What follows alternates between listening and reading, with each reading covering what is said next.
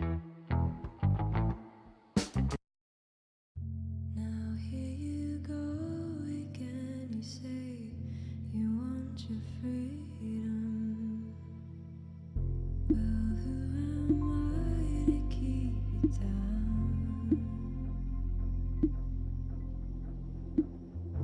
It's only right that you should play the way you feel it, but listen carefully to the sound of your loneliness, like a heartbeat drives you mad in the stillness of remembering what you had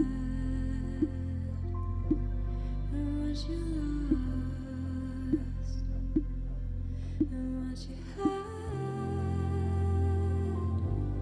and what you lost. Thunder only happens when it's raining.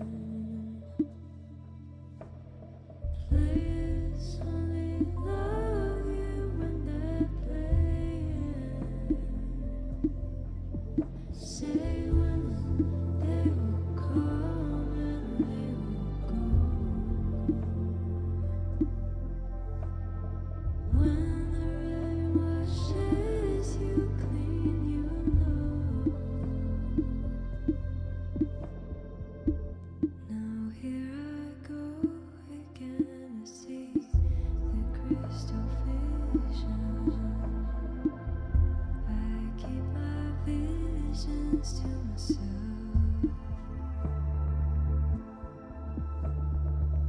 but it's only me who wants to wrap around your dreams. And have you any dreams you'd like to sell? Of your loneliness, like a heartbeat drives you mad in the stillness of remembering what you had and what you lost. Thunder only happens when it's raining. Players only love you when they're playing. Say when they will come and they will go.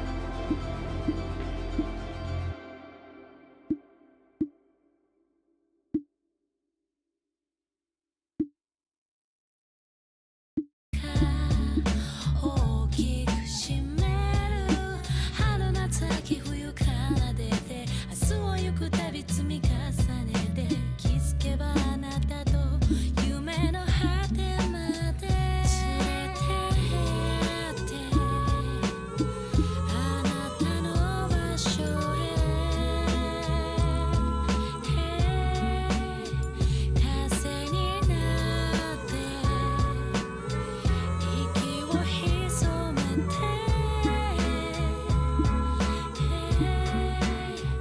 連れてってあなたはどこへ時を越えほどいて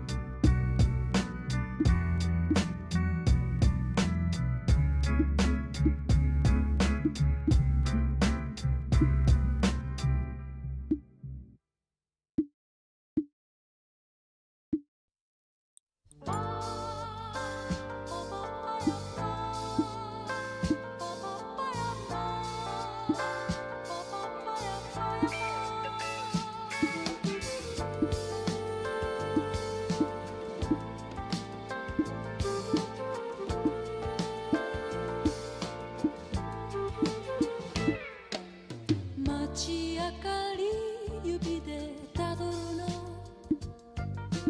夕闇に染まるガラスに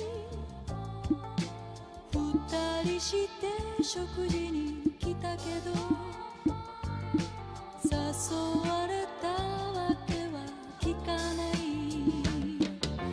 懐かしい電話の声に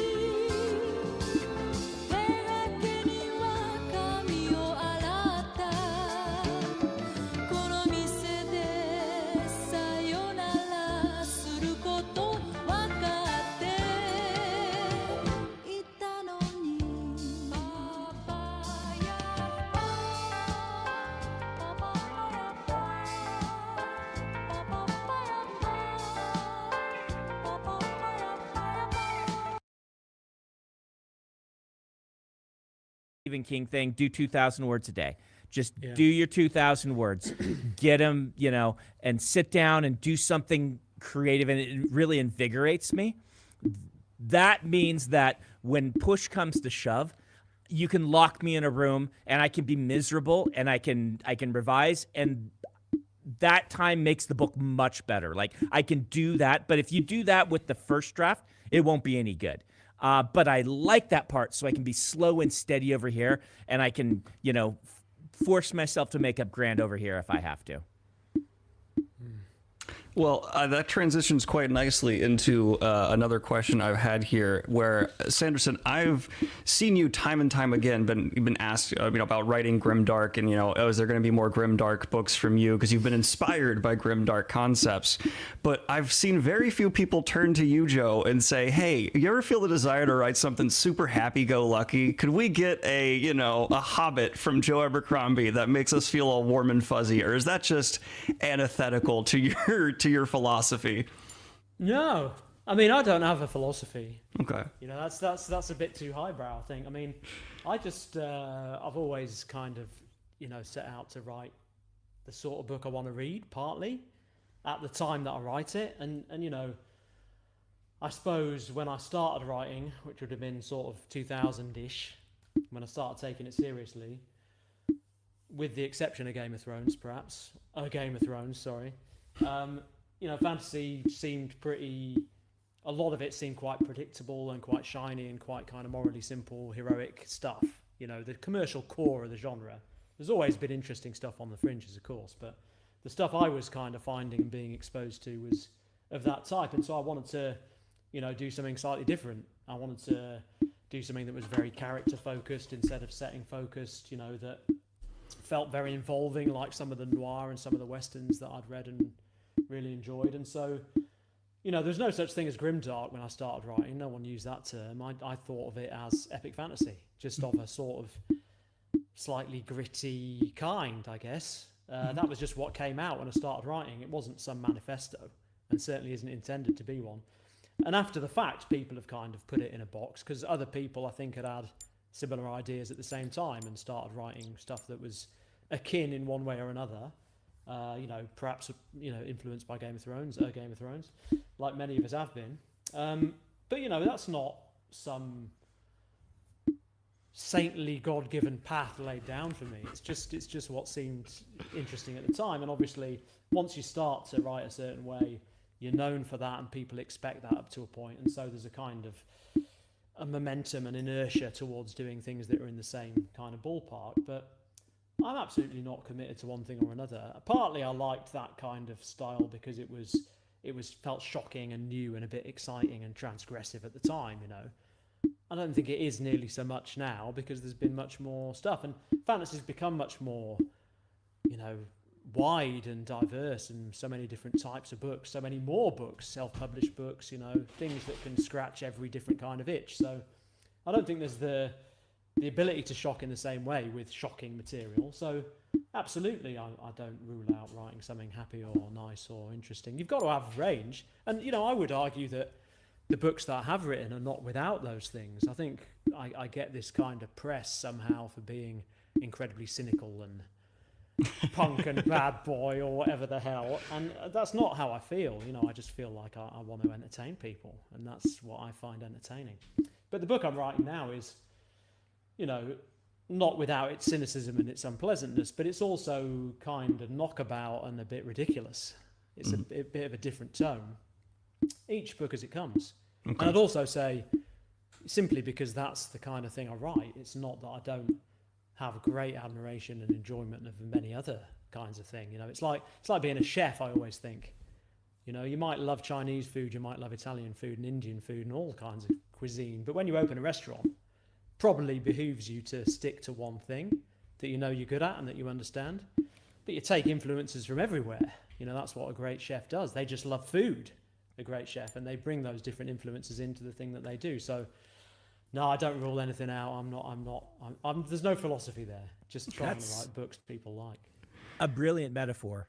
Well, thank you. I am known for them, yes. Brandon. As you are actually really good at those, but that is a really good metaphor. The chef who takes influences. Like, I was on my podcast with a friend chatting about who we thought the best, living fantasy authors were, and a lot of the comments were shocked that I listed George as the best, living fantasy author.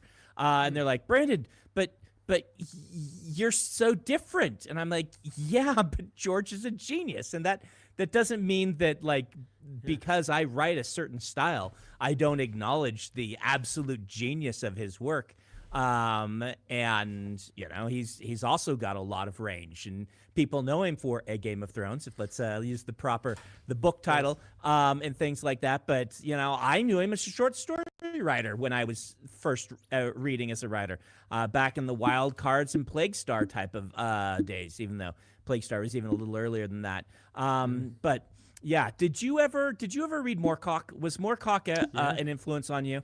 Yeah, because I feel like I can see it, and I was just curious if yeah, absolutely. I mean, Michael Moorcock very much, and Ursula Le Guin also, Wizard of Earthsea, and Tolkien, absolutely Tolkien. I mean, people always kind of say, corrupting the glorious epic worlds of Tolkien, but I kind of think of what I do as similar to what Sergio Leone does with Westerns, And the idea that Sergio Leone doesn't love and admire and respect John Ford and his more traditional Westerns is absurd, right? Yeah. But he's just setting out to do his own version of those tropes and those things. And I think that's what genre needs always, is people picking up the bits that are there and carrying them off in a slightly different new direction. That's what makes work exciting for me.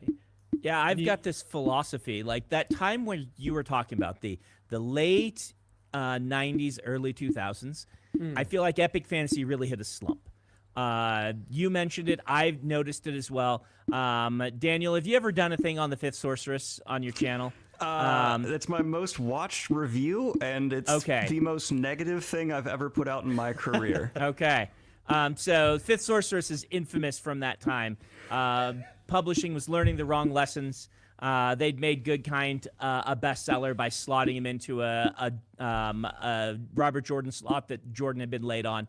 And just like, oh, we can manufacture bestsellers. This is where we are now. Well, let's go do it. And then the next, like, 10 books across the industry that everyone marketed as, like, the big next thing they were not well received. How about that? No shade against those authors. They just, a lot of us who are reading are like, yeah, we've read Wheel of Time already. We have Wheel of Time. It's right there.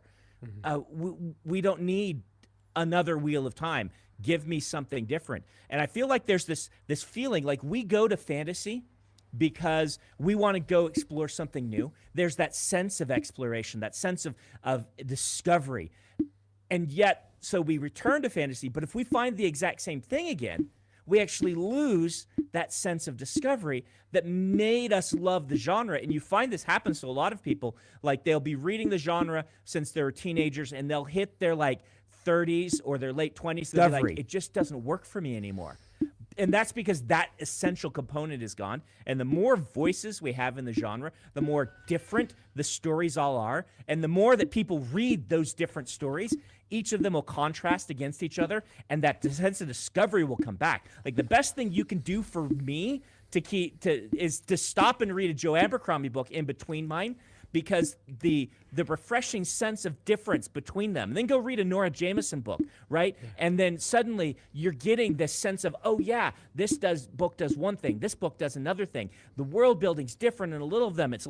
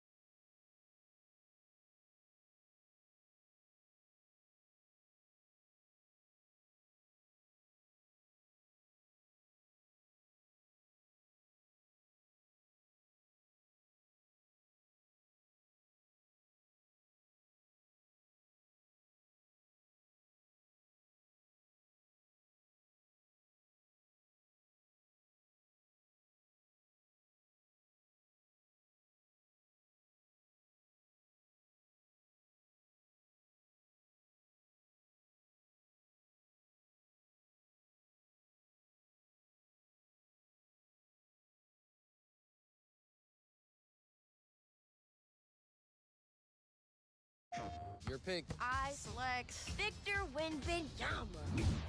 Ma? I'm taking Donovan Mitchell. Sabrina. Let's get it. Get it! Shaq. And I'm taking Kobe.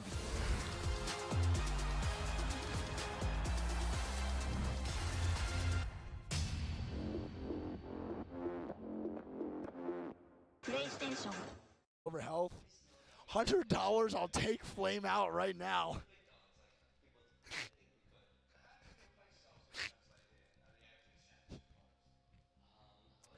My heart might actually give out if I do that, to be fair. Check PayPal, K. Is there anybody in these last 30 teams left that is contesting Blackhand anywhere at any POI they want that they could late land on to grief? No, they're good. They're good. I think Blackhand's big chilling. For sure.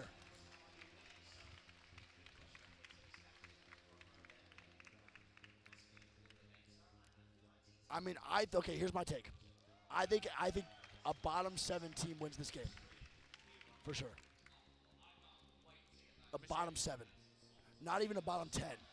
The last 7 in this lobby win this game. Someone. I think XSET wins this one. I think XSET takes the W. I'm going TSM win. Is there any player in this lobby that you think you could beat one-on-one? I'm not doing it. But you think there would be? I'm not doing that to them. You know what I mean? Is there any player that you're close with that you say you could beat one-on-one here? Like in the range? Yeah. That like as a friend that you could say confidently. Frex. You think you're beating Frex? I beat him in the range before.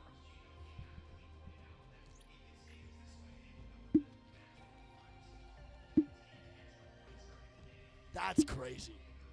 I don't know, man. Frex is kind of nice. I don't agree with it. Go back to mouse and keyboard, Hal. Damn. That's crazy. I did not get one message back. Remove Digi, Hackus said. He's probably mad, bro. Who? Frex? Yeah, for sure. 100%. Without a doubt. Remove Digi, I agree.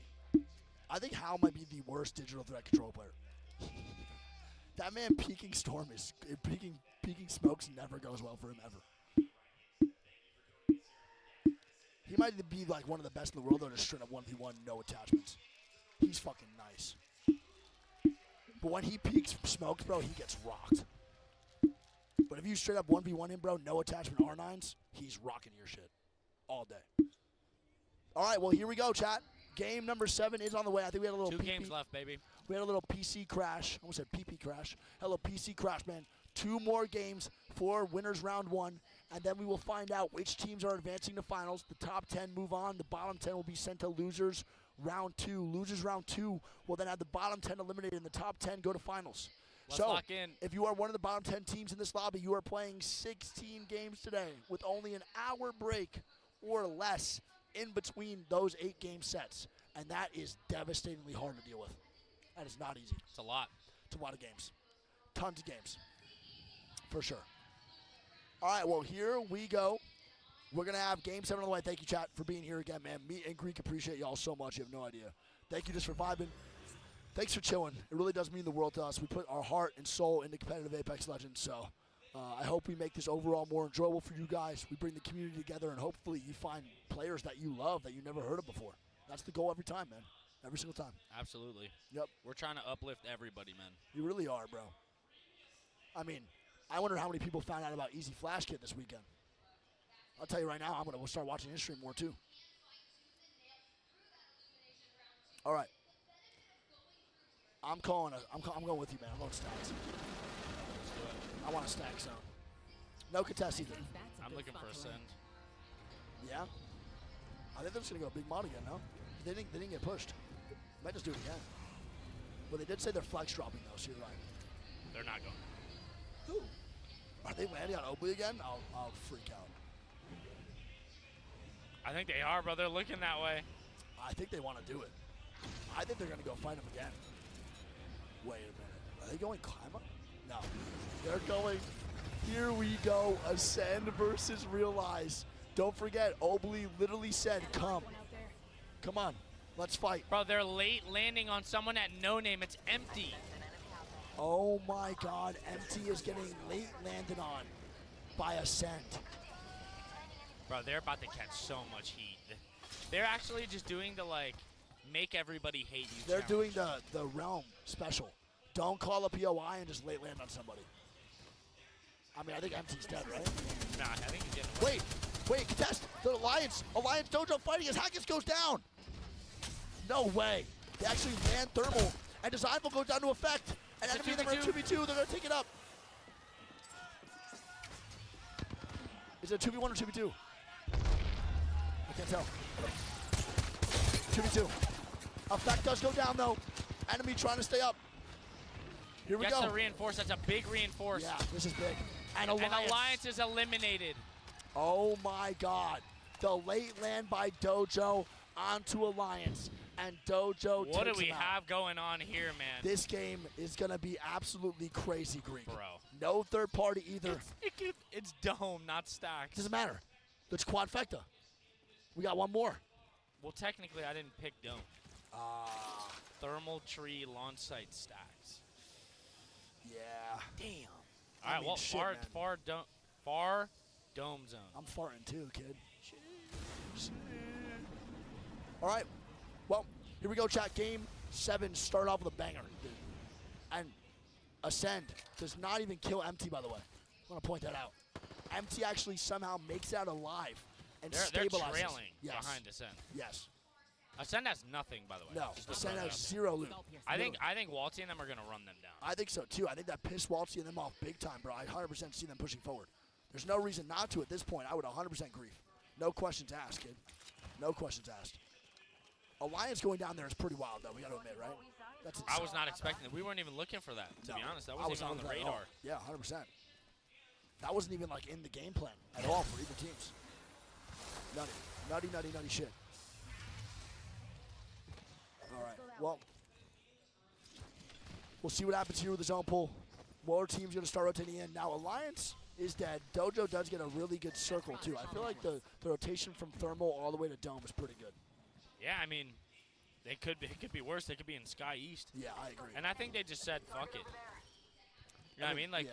what's the if we're getting all South zones and we're landing Skyhook and just getting pestered by Exite, we might as well just contest South. Yeah, I think it's the right call. I think they 100% made the right What call. place is Dojo in? Dojo's in. They need some good games here, so that's actually huge. Dojo's in 19th with 20. They're 13 points behind 10th. So now they're going to be 10 10th. points. It's not bad.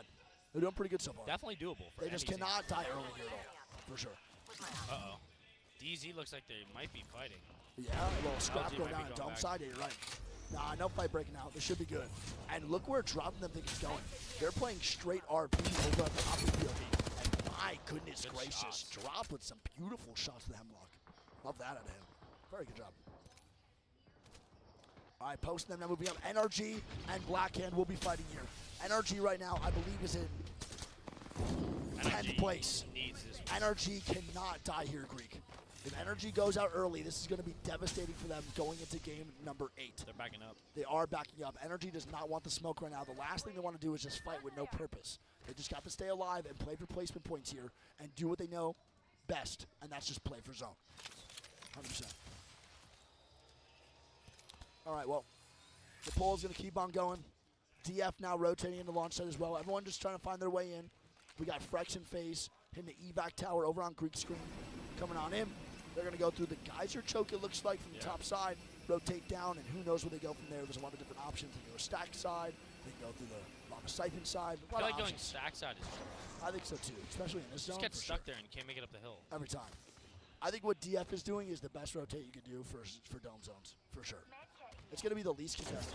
What I do see in the future, though, here, I do see a Dojo versus Dreamfire fight happening over on the side. Could be. Because Dojo's going to go this way, too. Right? I guess. Yeah. That's not going to take. Okay. FaZe now rotating in.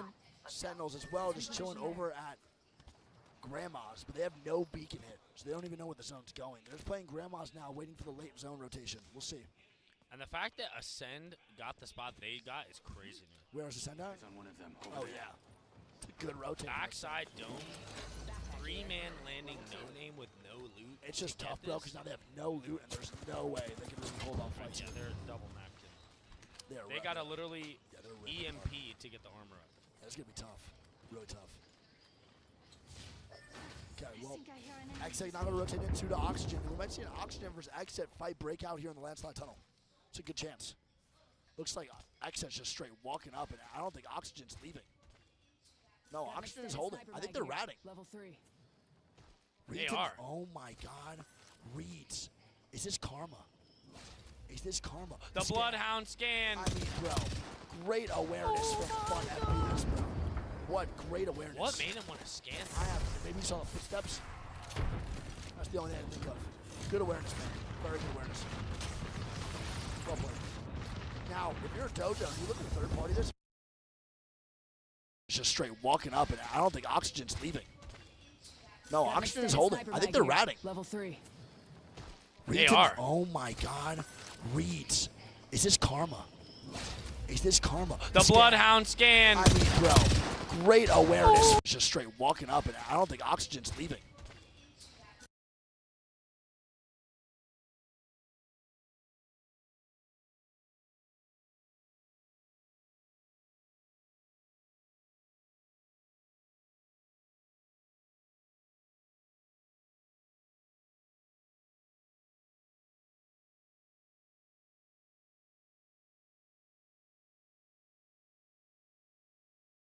In so many squads here, it's insane. Yeah. Even while landing south, still just playing the craft and storm. Someone in chat says Exit has to be stream sniping. That would be damn impressive, brother. They got admins all in every spot looking at them.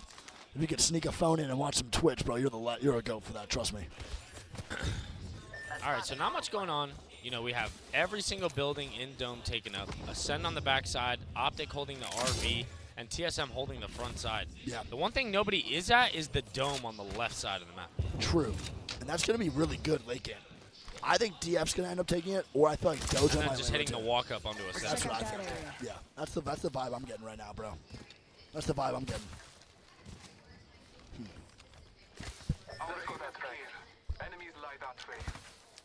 Nice week supports cheating. No, I don't. I'm all about competitive integrity. That's why we should make Aim Assist 1.0. Now you're speaking factual. Make the game fair for everyone around us. That's what the people want, and that's what I want. My name's Nice Week. Vote me for CEO of Apex Legends 2024. Four. Thank you, sir. You know what else is for? Year 4. You know what? You know who's going to year 4? The B stream. I was gonna say room 40, but You're a child. Grow up. You really get older. Actually, don't, bro. You're almost 30. so are you.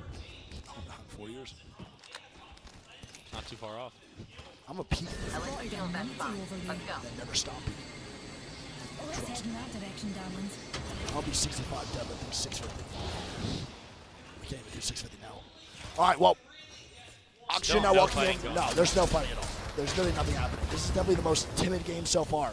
And I think a big reason for that, by the way, everyone here, okay, is the main reason being is Game 7 is the most pressure by far. Because now, if you die here, then you have to go nuclear in Game 8. Yeah. You would think that Game 8's the most pressure. Wrong. Game 7 is. The second to last game is always the most pressure every single time because this is the one last game that you have a chance to fuck up on. But actually, no, it's not. I think I would say, I don't know how to word this. It's like, if you fuck up Game 7, then Game 8 is just the last chance. But if you do well Game 7, then you're chilling. Yeah, that's kind of what I mean. Alliance just got a 0-point game. They're about to bop out of the top 10. I think Alliance might pop out of top 10. Here we go. Wait a minute. Realize. Fighting the boys for next Next set. We'll see. We'll see, we'll see, we'll see.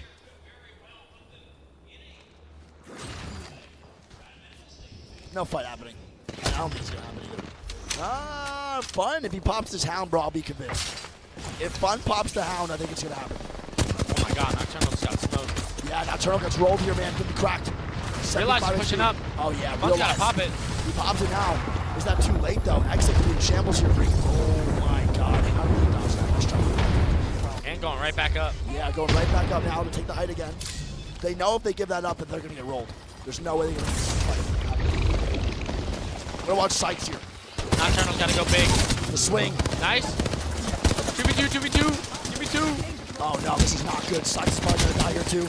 Oh, my God. He's Fun shitting, though. Oh, my God. Fun is shitting and farting. Fun is shitting and farting. God. Fun is shitting and farting as Realize is eliminated. That's not good either, Greek. They're at 40th. 40 Singularity's points. running in. Yup. And I think this is going to be a third party. It's only Elysium right now, though, Greek, by himself. The third party only consists of one. Singularity right now, I believe, is in 19th place, no, 20th place, alongside Dojo. We shall see what happens. They're pushing. Wait, they might be able to capitalize on that stun. Yeah, I think so, too, Greek. We'll see how it goes. Xset does get the full reset. Can they hold off the third? Stricken Blade goes down to TSM.